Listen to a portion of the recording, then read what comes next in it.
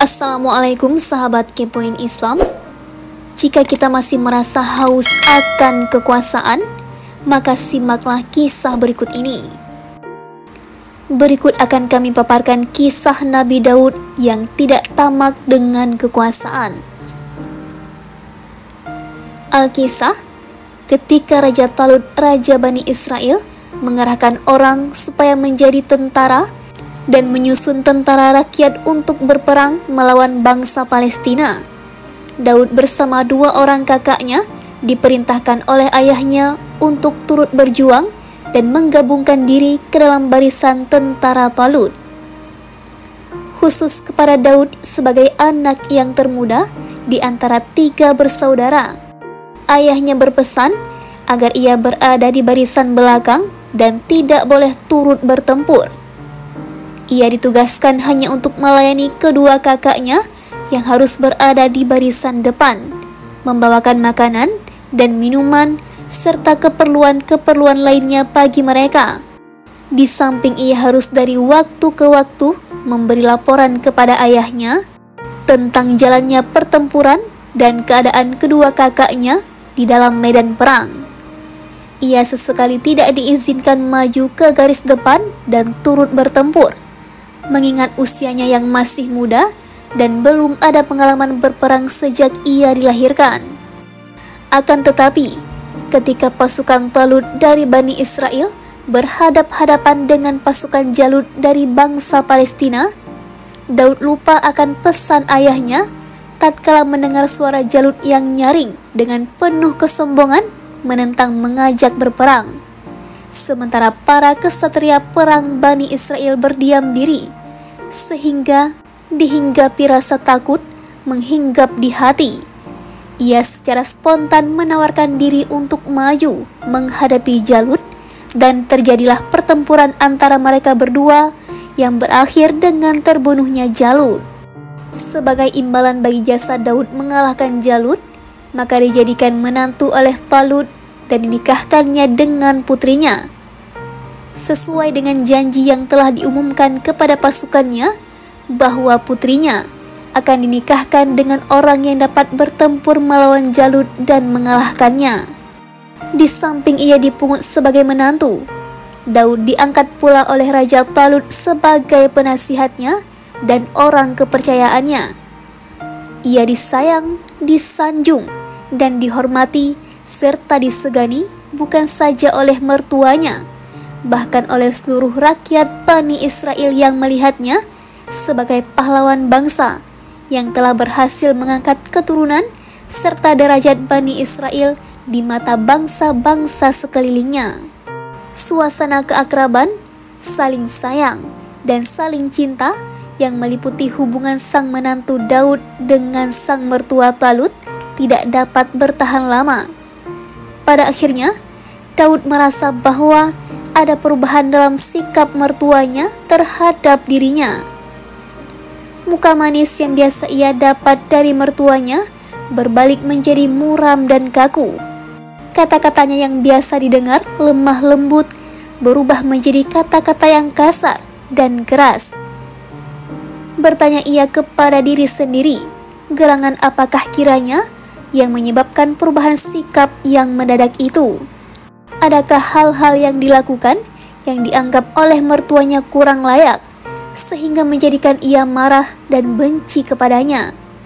Ataukah mungkin hati mertuanya termakan oleh hasutan dan fitnah orang yang sengaja ingin merusak suasana harmoni dan damai di dalam rumah tangganya? Bukankah ia seorang menantu yang setia dan taat kepada mertua dan telah memenuhi tugasnya dalam perang dengan sebaik-baiknya? Dan bukankah ia selalu tetap bersedia mengorbankan jiwa raganya untuk membela dan mempertahankan kekekalan kerajaan mertuanya? Daud tidak mendapat jawaban yang memuaskan atas pertanyaan-pertanyaan yang melintasi pikirannya itu. Ia kemudian kembali kepada dirinya sendiri dan berkata dalam hatinya, mungkin apa yang ia lihat sebagai perubahan sikap dan perlakuan dari mertuanya itu hanya suatu dugaan dan prasangka belaka dari pihaknya. Dan kalaupun memang ada, maka mungkin disebabkan oleh urusan-urusan dan masalah-masalah pribadi dari mertua yang tidak ada sangkut pautnya dengan dirinya sebagai menantu. Demikianlah dia mencoba menenangkan hati dan pikirannya yang galau. Pada suatu malam gelap yang sunyi senyap, ketika ia berada di tempat tidur bersama istrinya Mikial, Daud berkata kepada istrinya, "Wahai Mikial, entah benarkah aku atau salahkah aku dalam tanggapanku? Dan apakah hanya dugaan hatiku belaka tentang apa yang aku lihat dalam sikap ayahmu terhadap diriku? Aku melihat akhir-akhir ini ada perubahan sikap dari ayahmu terhadap diriku. Ia selalu menghadapi aku dengan muka muram dan kaku, tidak seperti biasanya. Kata-katanya kepadaku tidak selemah lembut seperti dulu. Dari pancaran pandangannya kepadaku, aku melihat tanda-tanda antipati dan benci kepadaku. Ia selalu mengelakkan diri dari duduk bersama aku dan berbincang-bincang sebagaimana dahulu ia lakukan bila ia melihatku berada di sekitarnya." Mikial menjawab seraya menghela nafas panjang dan mengusap air mata yang terjatuh di atas pipinya. "Wahai suamiku, aku tidak akan menyembunyikan sesuatu daripadamu, dan sesekali tidak akan merahasiakan hal-hal yang sepatutnya engkau ketahui. Sesungguhnya, sejak ayahku melihat bahwa keturunanmu makin naik di mata rakyat, dan namamu menjadi buah mulut yang disanjung-sanjung sebagai pahlawan dan penyelamat bangsa, ia merasa iri hati dan khawatir bila pengaruhmu di kalangan rakyat makin meluas dan kecintaan mereka kepadamu makin bertambah. Hal itu akan dapat melemahkan kekuasaannya dan bahkan mungkin mengganggu kewibawaan kerajaannya. Ayahku, walau ia seorang mukmin dan berilmu dan bukan dari keturunan raja yang menikmati kehidupan yang mewah, menduduki yang empuk dan merasakan manisnya berkuasa. Orang selalu mengiyakan kata-katanya, melaksanakan segala perintahnya, dan membungkukkan diri jika menghadapinya. Ia khawatir akan kehilangan itu semua dan kembali ke tanah ladangnya dan usaha ternaknya di desa. Karenanya, ia tidak menyukai orang menonjol yang dihormati dan disegani rakyat, apalagi dipuja-puja dan dianggapnya pahlawan bangsa seperti engkau. Ia khawatir bahwa engkau sewaktu-waktu dapat merenggut kedudukan dan mahkotanya dan menjadikan dia terpaksa kembali ke kehidupannya yang lama."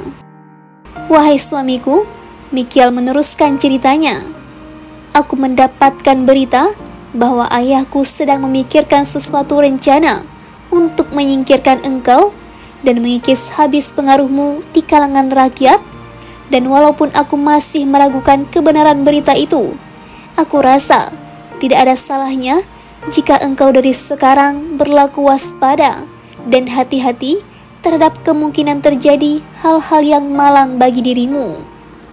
Daud merasa heran dengan kata-kata istrinya itu.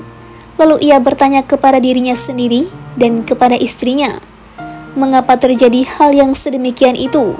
Mengapa kesetiaanku diragukan oleh ayahmu? Padahal aku dengan jujur dan ikhlas hati berjuang di bawah benderanya, menegakkan kebenaran dan memerangi kebatilan, serta mengusir musuh ayahmu. Talut telah dimasuki godaan iblis yang telah menghilangkan akal sehatnya serta mengaburkan jalan fikirannya." Kemudian Daud dan istrinya pun beristirahat selesai mengucapkan kata-kata itu. Pada esok harinya, Daud terbangun oleh suara seorang pesuruh raja yang menyampaikan panggilan dan perintah kepadanya untuk segera datang menghadap. Berkata sang raja kepada Daud yang berdiri tegak di hadapannya, "Hai Daud, pikiranku belakangan ini sangat terganggu oleh sebuah berita yang sangat memusingkan. Aku mendengar bahwa bangsa Kan'an sedang menyusun kekuatannya dan mengerahkan rakyatnya untuk datang menyerang dan menyerbu daerah kita. Engkaulah harapanku satu-satunya. "Hai Daud, kamulah yang akan dapat menangani urusan ini. Maka ambillah pedangmu dan siapkanlah peralatan perangmu.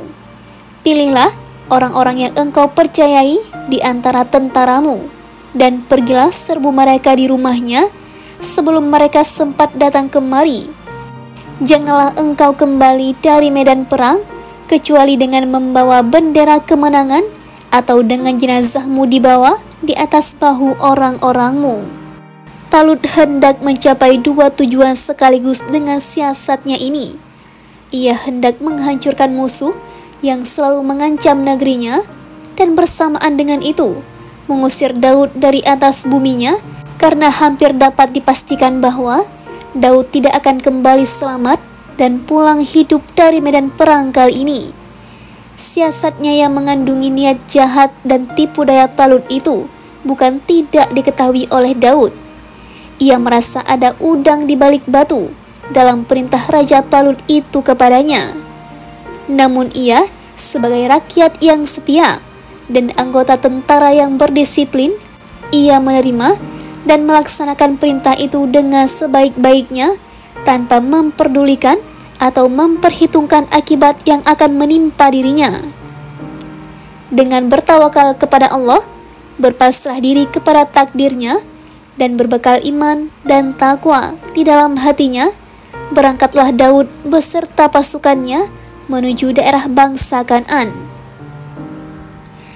Ia tidak luput dari lindungan Allah yang memang telah menyuratkan dalam takdirnya mengutus Daud sebagai nabi dan rasul.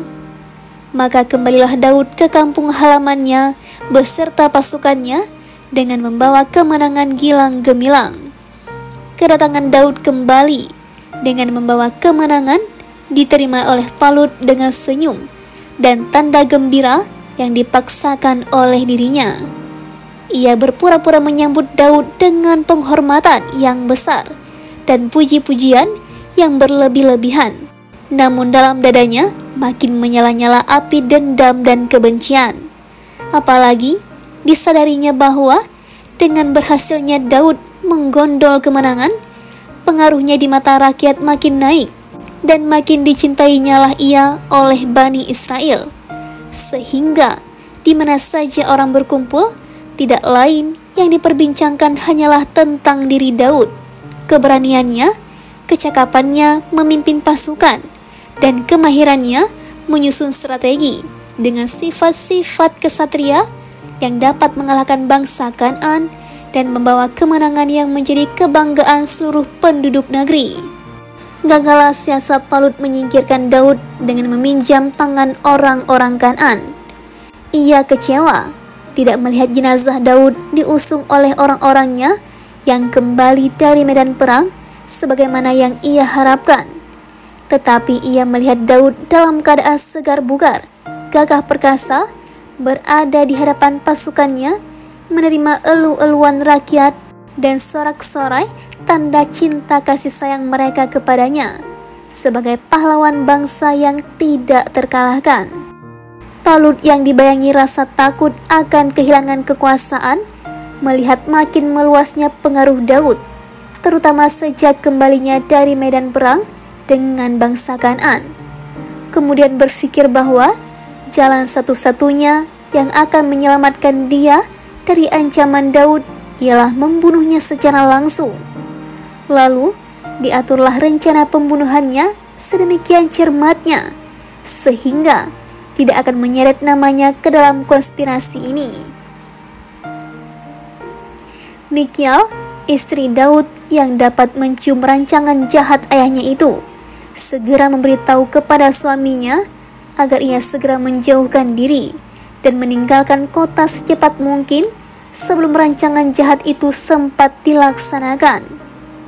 Maka keluarlah Daud memenuhi anjuran istrinya yang setia itu, meninggalkan kota di waktu malam gelap dengan tiada membawa bekal kecuali iman di dada dan kepercayaan yang teguh yang akan pertolongan Allah dan rahmatnya.